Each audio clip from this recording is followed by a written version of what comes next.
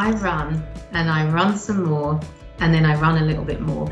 And the reason it looks after my well-being is there's so many reasons. Obviously, there's the physical health side of it, but actually what I get when I go out running, even if I'm on my own or if I'm running with someone, I get this clarity within my head.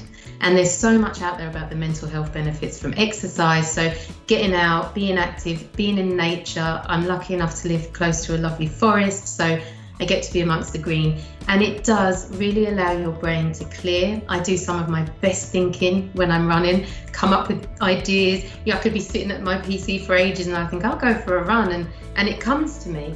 And it's just because it allows you to stop thinking about so many things all at the same time.